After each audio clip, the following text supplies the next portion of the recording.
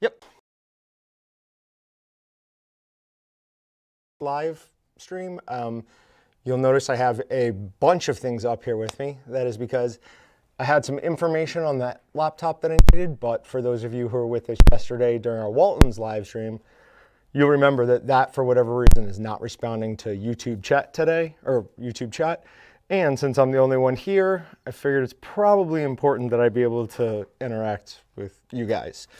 So earlier today on Meatgistics, I said that this was going to be shelf life and stability, but some of the things I want to do in that are going to require a little bit more legwork and a little bit more research is the wrong word, experiments.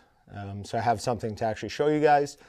So we push that off to next Thursday. So instead, we're going to talk about a new style of tender jerky that we've done a couple of batches on. We are not 100% done with this. We're still trying to tweak it to get it perfect, but we're going to go over what we started with as tender jerky, where we are now, and where we're hoping to be. Excuse me, my mouth is a little dry. Hi to everybody. Bob's here, Lynn's here, Craig Rice, Flyboy No More. If I'm not mistaken, I believe Flyboy No More found us by mistake one day and then has been a fairly good viewer. We're trying to do something professional here, Patrick. Can you please not listen to your death metal over there? Listen to his death metal. For 2 seconds. It was a Meatgistics ad, is what it was. We don't have Meatgistics ads. I know, that's why I was investigating. That's why you're surprised. Radical Dreamer says, is tender jerky made with ground beef? That's what I mainly make in my dehydrator. So no, tender jerky is generally a whole muscle. I have not tried it with a ground beef. I'll explain the whole process and I hope that will make sense. I'm not saying that you couldn't do it with ground beef because you definitely could. I mean, some of the tender jerky that you get at stores is often a ground-informed product, but the way we do it is a whole muscle version. Okay, so we started off doing this with something like a tender bite, like a Jack Sling tender bite in mind. It was Dylan, who's our our application specialist, and myself, trying to figure out what would give us a more tender jerky made at home. We bought a bunch of different kinds, went through them, tried to figure out what the ingredients were. And the number one thing we found is that their sugar content was over the moon beyond what is in our bags of jerky seasoning. I mean, just multiple times of that. So we ended up finding out that adding extra brown sugar and extra water, those two things together can give you a more tender jerky and still let it be shelf stable. The reason for that is the sugar is actually going to basically occupy the water. It's going to hold it up, bind it up, and make it unavailable for any microbe to use to grow. So it can't grow a microbe because the sugar has it completely under its control. It makes it so it's still in there, but it will not be available for microbial growth. So the first couple of times we did it, we sliced it a little bit thicker than we would normally do jerky. We put it in our vacuum tumbler, and we are using, when we do this, the KMV 25 vacuum tumbler, but you can use the Marinade Express home tumbler. That works perfectly well. Other options are you can vacuum seal it with the solution inside, and then if you're doing that, massaging it every couple of hours. I'm not telling you to wake up in the middle of the night and massage it, but massaging it every couple of hours will help break it up. So pulling a vacuum, like in the tumbler, is doing two things. One, it prevents your solution from foaming up. And two, it pulls the fibers of the mussels apart just a little bit, just enough to let that solution penetrate quicker. When you're using a vacuum tumbler, you can go right from tumbling to smoking. You don't need to hold it 12 hours. That's because you've allowed that cure and that solution, the nitrite that we've added, the sure cure, to get right to the center of the meat. So there's really no reason to hold it for a long period of time. At that point, that's what we were saying. There was no reason to hold it that long. So then we went and did a little bit of a modified smoke schedule, changed humidity settings a little bit, and we were making good jerky. I mean, it was definitely still homemade jerky, but it was good. It had a nice tender bite to it. We all enjoyed it. We got the water activity down to the point where pH didn't even matter. It was shelf stable. You could leave it out and nothing would grow on it. In fact, to prove that, here are 2 pieces of jerky that have been sitting out about 2 weeks now. And as you can see, there is nothing growing on those. They're perfectly fine. We don't even have any salt or ghost out on these, and that's often where you'll see salt crystals get pushed to the surface of the meat as it continues to just dehydrate and dry. So yeah, these have absolutely nothing growing on them, and in a normal, had we not bound up all that water with the sugar, these definitely would have grown something on them. So we did that for a long time. We were happy with it. That's what we were sending out to customers. And then Dylan mentioned, he's like, you know, this is good. It's better than regular jerky, but it's not really tender. So we went kind of back to the drawing board. We've added a few things to our process. We're not completely done with it yet. I think we would have been had we not really messed something up. But what we're doing now is we are slicing it significantly thinner than we were. Because you don't want real thick jerky. That's not jerky. It makes it kind of hard to chew through. You want your jerky to be nice and thin, but still flexible. So we're slicing it significantly thinner. Then we're running it through some form of tenderizer. This is a spec unit prototype that we will eventually carry as a Walton's thing, but it's just a regular tenderizer with tenderizing blades in there. The 2 different blades that go in a tenderizer like this or in a unit like this are tenderizing blades and jerky blades. Oddly enough, even though we're making jerky, we're not using the jerky blades, we're using the tenderizing blades. Jerky blades will when they go, because it's full with blades in there and they turn like this, the jerky blades will go all the way up against each other. The tenderizer ones basically just kind of run across each other. So the jerky ones are going to slice it into little strips. The tenderizer one is just going to tenderize it. It's basically going to poke a bunch of little holes in it, make it easier for product to get in there. If you've ever bought a cubed steak, that's something like what they used to make cubed steak. So then, instead of just adding water, we replace the water with some low sodium soy sauce, some concentrate lemon juice, and some rice wine vinegar. Vacuum tumble that first. Make sure that everything is well dissolved in your solution. You want to spend a really good amount of time mixing that. If you stop mixing it and after a couple of minutes, you look and all your sugar is back on the bottom, you're not done mixing. You got to just keep mixing, keep mixing, keep mixing. Then you want to pull a vacuum on it. With the KMV, we pulled about a 23, I think, 23 vacuum, and then we tumbled it for 35 minutes. We just set that unit up right in front of our mobile air conditioner. We have a little, like room air conditioner in here, and just blast it full on that to keep it nice and cold.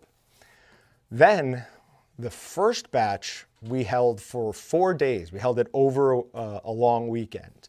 Came in, smoked it, really good, but we figured we could do a little bit better.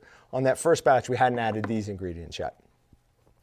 So then we came back, added these. Taste was off the charts good. Right out of the smoker, that was some of the best jerky I've ever had. Warm jerky, if you've not had it, is a real treat. Like when it's right out of the smoker, it is so good. But as that got drier, it got a little hard and I'd almost say brittle. When we took the water activity on it, it was 0.48. For reference, 0.73 is shelf stable, where it's not going to grow anything. So we basically doubled that. I mean, it was very, very, very, very shelf stable. But we don't need to be there. We just need to be below 0.73. So I've got this other batch in here. I just sliced and put this all in here this morning. I'm going to hold it overnight in the vacuum. So the reason for that is we just want to give specifically the soy sauce, but also the lemon concentrate a little bit, some more time to work on the meat. Just make it more and more tender so that when we dry it and stop at like 0.73, hopefully, we'll probably closer to 0.7, that meat is dry. It's got some moisture from the water and the brown sugar, but still nice and tender as well for a bite. So we will know tomorrow how that turns out. Something that we've spent probably too much time here trying to figure out. But, I mean, that's at least part of the reason for my position is to get to try weird things like this, communicate it back to you guys, let you know what you can do at home to make similar products. I'm just gonna, excuse me, look through chat real quick. Okay, so Brian Pevros asks on what number we're slicing it. One of the most annoying things with slicers is that those numbers don't coordinate, or don't, is coordinate the right word? Don't correlate to a thickness. And that's because this carriage can get pushed around up and back, and that will change things. So those are really just reference marks on your thing. I would say we were just under 1/4 of an inch, probably, yeah, under 1/4 of an inch is how thick you want the opening. Now, when you slice that, that's gonna give you a piece that's a little bit thinner than 1/4 of an inch. But yeah, just about 1/4 of an inch space between the carriage and the leading edge of the blade. We got footage of it. You want me to start? Oh, God, yeah. Go ahead. Now, this is the first one of the second batch we did, so it's gonna be a little bit thicker. One of the things you can see is I want this as cold as possible. So that's mostly frozen I'm cutting there, and that is definitely, oh, this is the venison jerky. Oh, is it? That's what this is, okay. Yeah, so this is venison jerky. We cut this definitely thicker.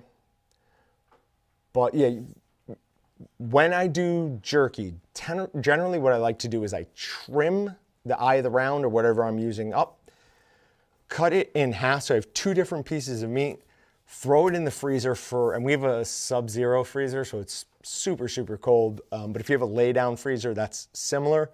At least 20 minutes to half an hour. You want it to, like when you knock on it, you want to definitely feel some resistance. You want it to be nice and solid. That's gonna let your slicer do a much better job without creating as much of what's called a tail.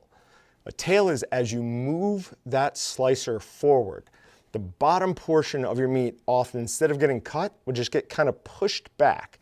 So you'll do some slicing, you'll pick up your hunk of meat, and you'll have like almost a flap hanging here, and that's all of the slices that have been just pushed instead of cut. So really getting close to frozen meat will help prevent that for sure. Then after that, we ran them all through our tenderizer. That was the venison jerky, and we didn't do it for that. Definitely should have, but didn't do that so we don't have footage. Oh, excuse me. Then we put it in the vacuum tumbler with all the ingredients. And then when we're laying them out on our rack, can we show the rack? Yeah, we show the rack. Do you want to show all the amount of sugar that you put in? Yeah, go ahead. Okay. Well, I'll show you that first. So this is the amount of sugar that we add to this jerky, and it's 18% of the product's weight. That's a big bowl. So it is a lot of sugar. I mean, it goes from being a fairly healthy treat to not being healthy at all.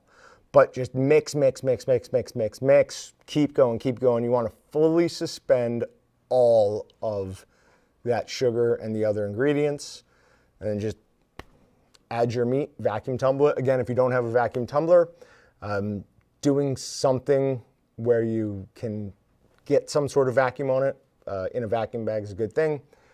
When we're laying out our jerky, I don't know if we're going to show it here, but you want to leave like a 8-inch by 8-inch, 1 foot by 1 foot center opening in the center. And that's to form what's called a chimney. It's going to help the airflow stay even throughout the entire thing. So, and then for a smoke schedule, I don't have one yet that I'm willing to share with this process. Reason being, we made adjustments between 1 and 2 and we still way overshot it. So we're trying to back it down. We have another batch that's going to go in tomorrow, and we're going to do significantly shorter drying times. So we will see, and we will definitely report back on that. Walton's jerky seasoning, looking to inject the meat and let it marinate for a period of time like Canadian bacon. If so, what is the seasoning to water? I wouldn't do that.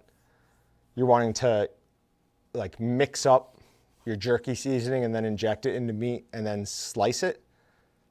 I'd slice it and then let it marinate in the water. You're going to get much more even distribution that way.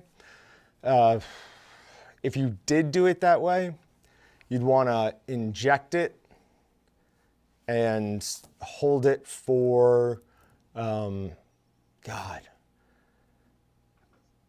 least, I would guess 40 something hours to try to let that cure seasoning, everything equalize in the meat. And even then, you're gonna have parts where, like wherever you straight injected it, that's gonna get a more concentrated flavor and more importantly, a concentrated cure than the other sections of the meat. I would slice it first and then put it in the water. That's just a better way to do it. Comments on smoking versus dehydrating or both. So if you're wanting to use a dehydrator to make your jerky, I would recommend that you put it in an oven first. I mean, you've sliced it really, really thin, so you should be able to get the temperature on that up to 160 degrees really quick.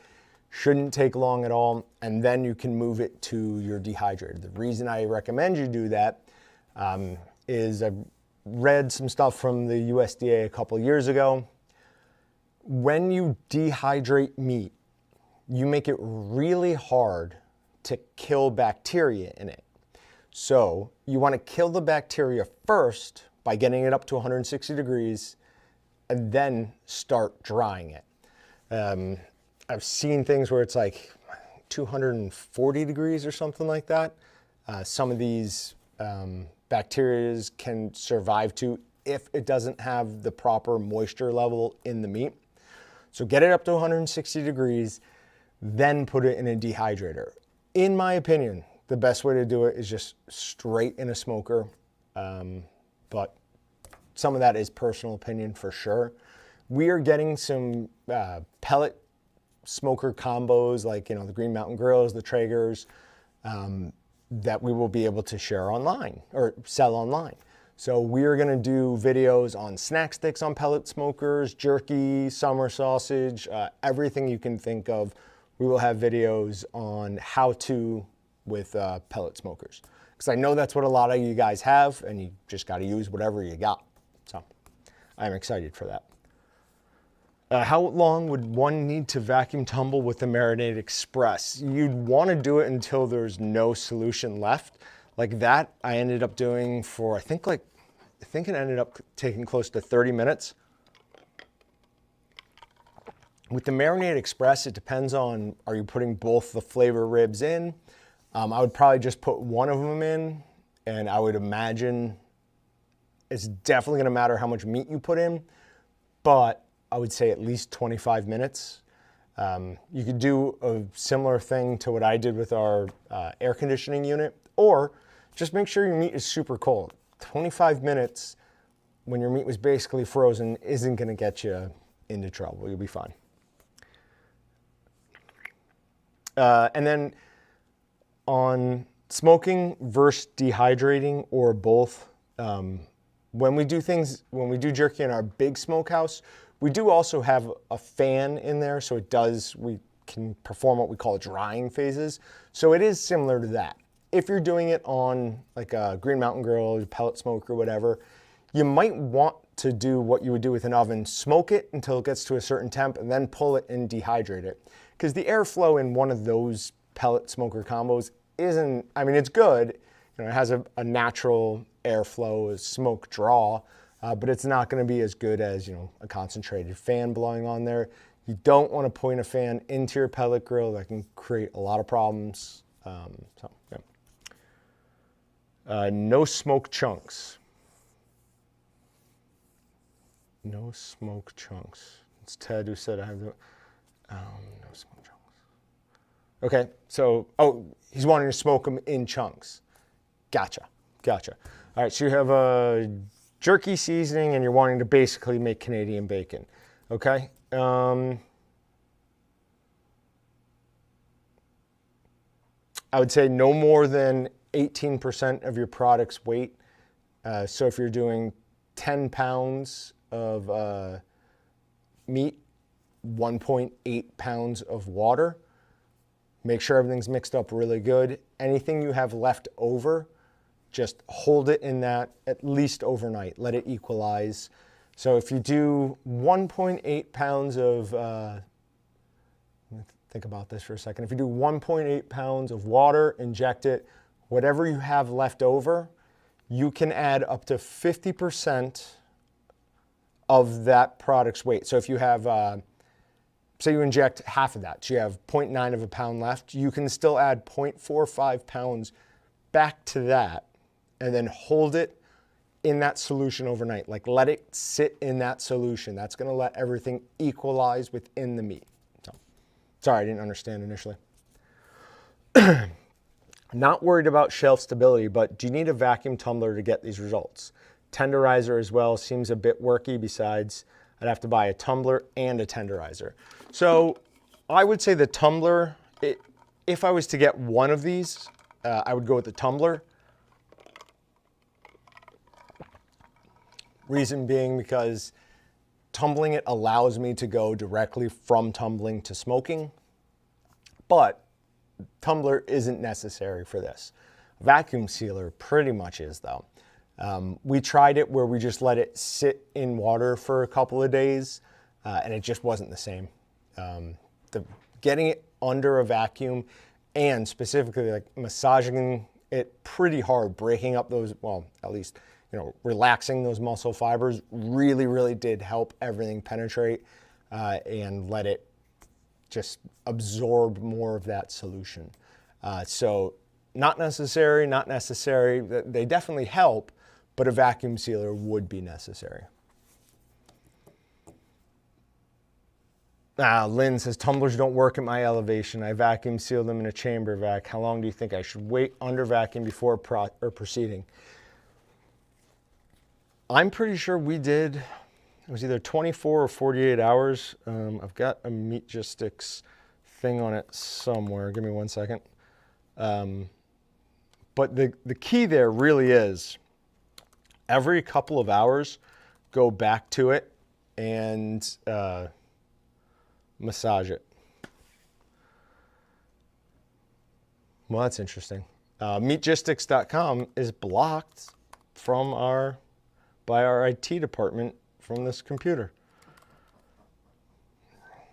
So if you go to Meatgistics and search tender jerky in the upper right, there's one that's like making tender jerky with home equipment.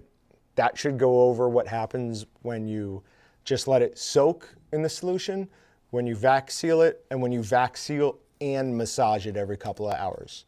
Those are the three things we did, and I'm pretty sure it was either 24 or 48 hours we let sit in there, and by massaging it, we were good.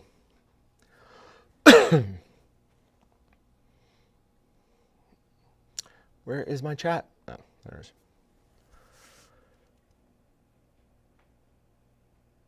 If I use the vacuum or the Marinade Express, should I let it sit overnight in the vacuum or release the vacuum? No, let it sit in the vacuum. That, if you can see, I pulled a pretty good vacuum on this. My lid is pretty much, was that convex or concave? It's concave? Yeah, it is pretty concave. I mean, it's definitely pulled down. This lid is on there. really nice and tight. I could lift it by that if I was strong enough to lift that with one hand. But yeah, definitely let it sit in the vacuum overnight. That's going to be a big help. If you're using the oven, then to the dehydrator, how long should you hold 160 as soon as you hit it? 160 degrees is the point of instant lethality. So there's something called Appendix A by the USDA. And what the Appendix A is, it's time and temperature for a 7-log reduction in harmful bacteria. At like 155, you only need to hold it like a minute, technically, for it to be considered, lethality. The reason we always say to go up to 160 degrees on things like snack sticks, summer sausage, anything like that, is one, safety. I mean, it's easy to mistemp something. Maybe not everything was, the exact same thickness, but if you read 160, you're good. If you read 154 and you've got other pieces of the meat that are a little bit thinner or thicker, who knows if everything really is safe in there. 160, you're fine on. The other thing is those sausages are semi-dried. You don't necessarily want them at 155.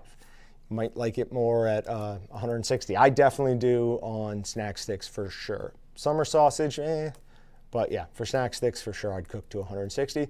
And then for poultry, obviously it's 165. God, I'm thirsty today.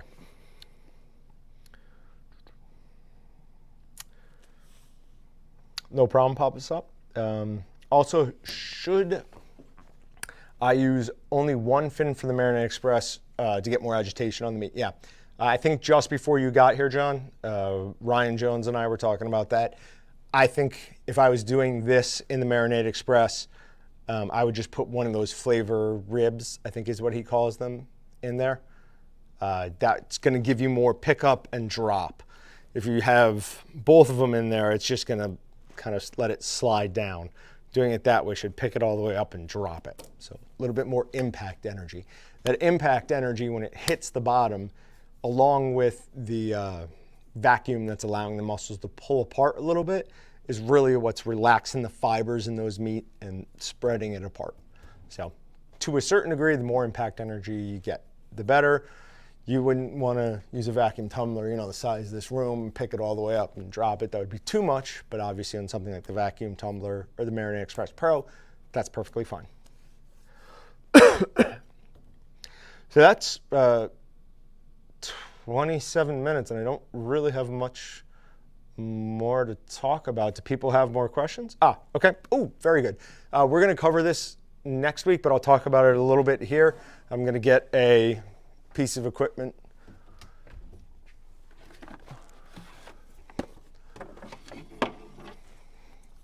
So this is a very reasonably priced pH meter from Milwaukee, equipment that we carry.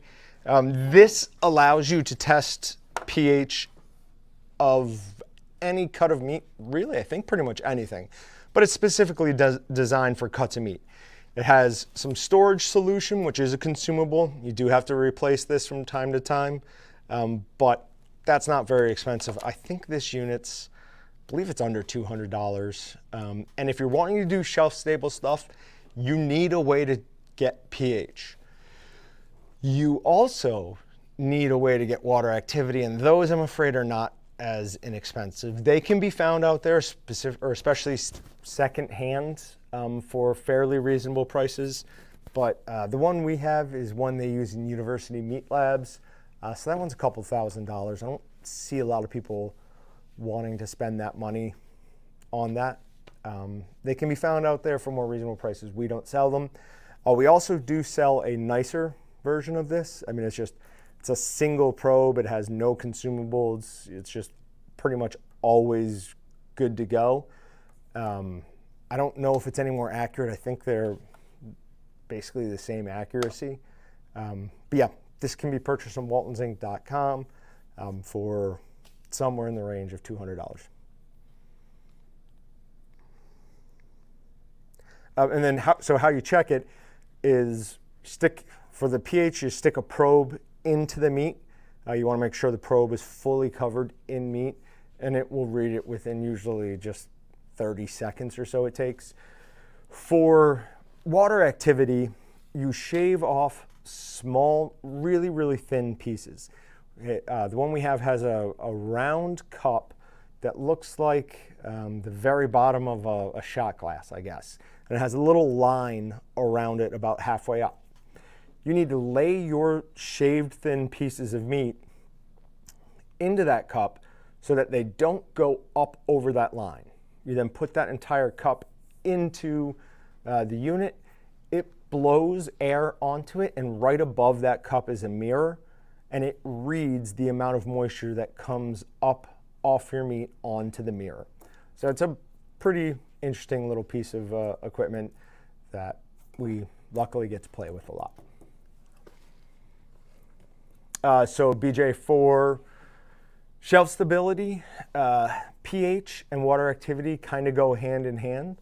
The lower your water activity is, the higher your pH can be. The lower your pH is, the higher your water activity can be. So they kind of go hand in hand. If I can find it, there's a tool from the University of Wisconsin that we use all the time.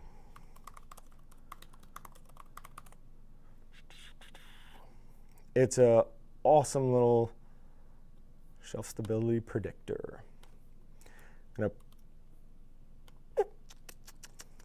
Austin said something yesterday, like he was having he was able to post a link. I think if he didn't put the www or the HTTPS. So let me know if you see that. It should be meathasip.wisc.edu/stcalc.html. So somebody let me know in chat whether or not you see that. So for jerky, I believe we want, because we're not going to really do much with the pH of jerky, I believe it's under 7.3, and I think that's for full shelf stability. But again, okay, cool.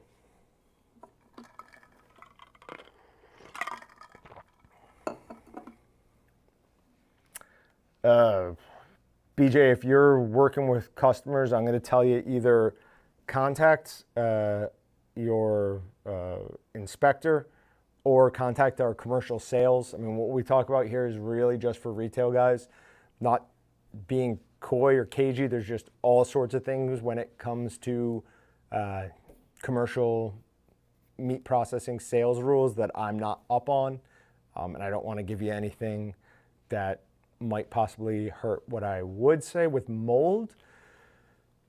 Make sure that your environment's completely clean before you start sterilize everything, and then look at a mold inhibitor.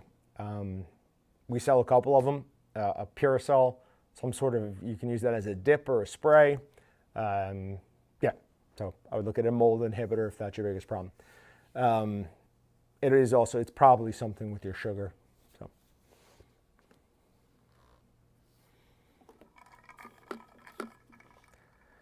So 160 degrees is going to take a really long time for your meat to reach 160 degrees if the max temp of the oven or dehydrator is 160. So yes, I would still say it's a good idea to start in your oven. But I mean, that's just me. There are plenty of people who use just their dehydrator to make jerky and are very happy with the product. I just don't really enjoy that as much. And BJ,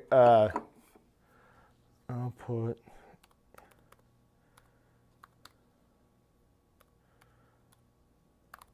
that's the number to our customer service department. They can get you in touch with the commercial salesperson for your area. All right, we'll see you, Lynn. I'm going to hang around and just keep answering questions for either till 4 o'clock or until none of you guys have any more questions. But I do think I have some things that could be interesting for the shelf stability live stream next week. So I was just kind of going over everything I wanted to talk about in that. And I was like, oh, I wish I had done this. Wish I had done that. It's like, all right, well, why don't we do that? And I'll just push it off. So we've been doing this a lot recently. I figured I could kind of riff on it for a while, but that turned into like 22 minutes and I was pretty much done. So I'm glad everybody had some questions at least. All right, so I'll hang around for about another minute, just see if there's any other questions. Thank you guys. So it is really, really amazing. Oh, God, yeah, do we have an estimated time much difference? So I was told specifically yesterday by the owner of the company to say, we don't know on any questions I got on when things are going to come in. However, stuffers is a little bit different. I do have a good feeling on when those should be here. We should have them in by the end of this month, if not the beginning of next month.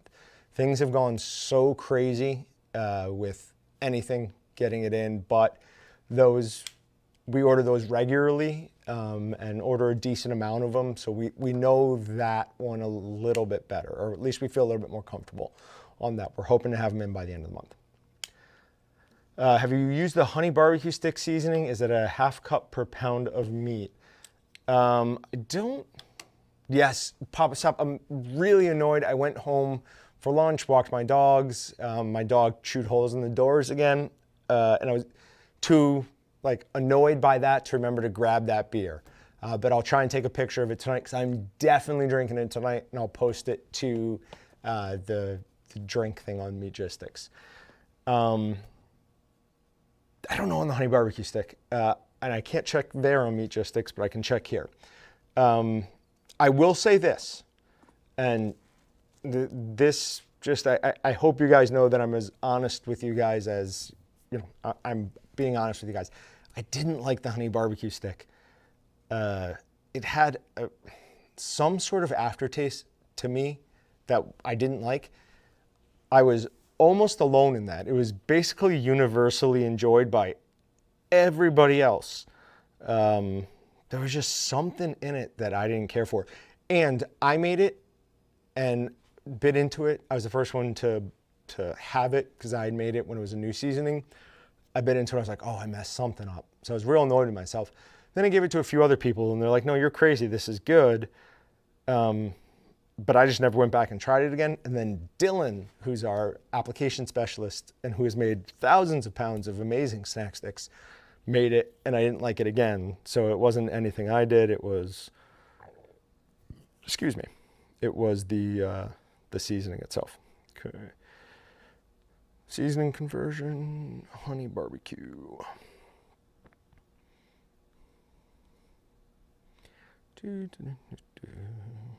Honey barbecue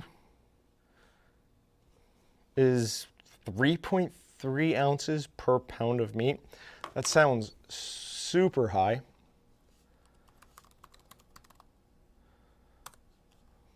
Gonna look that up real quick. And so for anyone who doesn't want to wait on going to go to the Meatgistics for the breakdown, breaking down these seasonings really isn't that hard. You just take the product's weight and divide it by batch size. So for example, the honey barbecue weighs, that's why, because it weighs 5.25 pounds. So yeah, that is right. So yeah, it'd be half a cup per pound of meat. 5.25 pounds, you divide that by 25, because that 5.25 pounds is supposed to do 25 pounds of meat. Whatever you're left over with there, that is your pounds of seasoning per pound of meat. And then I usually multiply that seasoning by 16, so I get it in ounces. Then if it's real small, I'll multiply it by 28.3, which is grams. So after I've already multiplied it to 16 for ounces. I'm planning to make my first batches of whole muscle venison jerky. How does the marinade process differ from your tender plan outlined here? Nope, doesn't. Venison, beef, pork, whatever you're making, it'll work for all of them.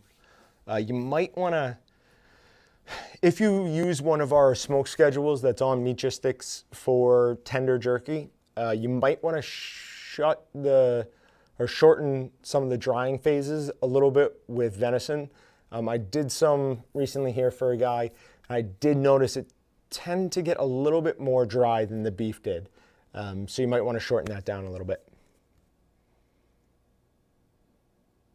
Good, Craig. I mean, that is part of the reason I'm here. Can you use a snack stick seasoning for jerky if you use Shirkure? So yes, you can. There's just sometimes there's a little bit of a difference.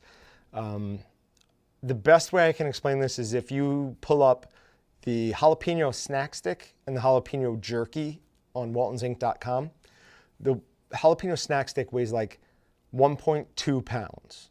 The jalapeno jerky weighs like 0.625 pounds, almost exactly half. The reason for that is because the jalapeno jerky is designed as a topical. It's designed to just go on top of the seasoning and you're gonna bite into it and you're gonna get all that seasoning right on your tongue. When it's a snack stick, it's being mixed into the meat, it's coming into contact with a lot more of the meat. So it's not gonna be as strong. So you do run the risk, if you go jerky to snack stick, you run the risk of it being fairly bland. If you go the other way, you run the risk of it being too strong tasting, which I mean, I don't know that there's such a thing other than it could get too salty. Here's the problem. You can't always just say, hey, it's 50% of this, because they're not all like that. Other things that we have a seasoning of in jerky and in snack stick, they're not all, one's not twice the size of the other. So my general recommendation is if you're, either way you're going from jerky to snack stick or snack stick to jerky, is either use 15% less seasoning or 15% less meat, some way to test it and start at that 15% and then go from there.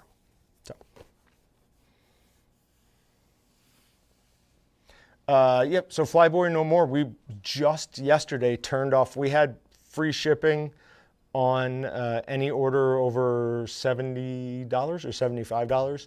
We'd run that since sometime in October. We try to do that every holiday season, but that's over now. It would take orders of $500 or more to get free shipping. Andy Curtis says, oh, you're trying to do it without the extra sugar. Okay, so yeah, it definitely changes a little bit. Are you gonna use a vacuum tumbler, or what are you doing? You're just putting it in a vacuum bag? If you're just doing it in, like you're letting it sit in something overnight, you'll wanna drag the slices through the meat and cure that's already mixed up, then put it in a container and fill it with just enough water to cover all of the meat. You don't want to have some of the meat sticking out, but you also don't want to be, multiple inches above the meat. And then let it sit for 12 hours and then go to the smoker. What would be a good flavor to go? I'm super biased. Walton's Bold Jerky, I think, is our best jerky. The jalapeno jerky is also another great one. I really like the Bloody Mary jerky. The hot buffalo wing is another really good one. The teriyaki is pretty spicy, surprisingly. Sweet teriyaki is a little sweet for my taste. We did it once. We did the sweet teriyaki with pheasant, and that was really good. We made like a pheasant jerky. Pepper and garlic is an awesome all-around jerky seasoning. But yeah, for venison, I'd go Bold, pepper and garlic. If you like Bloody Mary, the Bloody Mary is really good too. But you have to like Bloody Mary. Yep, so yeah, vacuum bag, follow that process. My name is Amar, I'm from Saudi Arabia. I'm trying to start my beef jerky business. I need an advisor. How do I contact you directly? You don't. That's not what I do. I posted number to our customer service department above, but we don't have a rep in Saudi Arabia. So sorry. We have Meatgistics.com.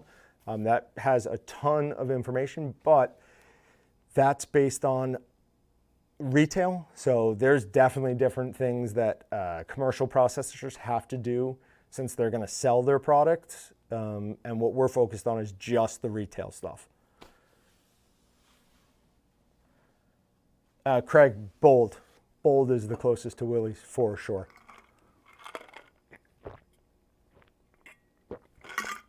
Oh, God, I'm thirsty today.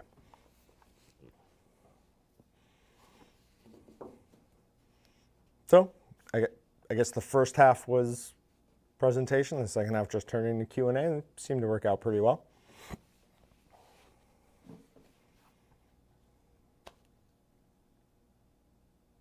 All right, cool. If there's no more questions, I'm gonna get out of here. I have a bunch of other work to do. Go get more tea. I will. See you guys. Thanks.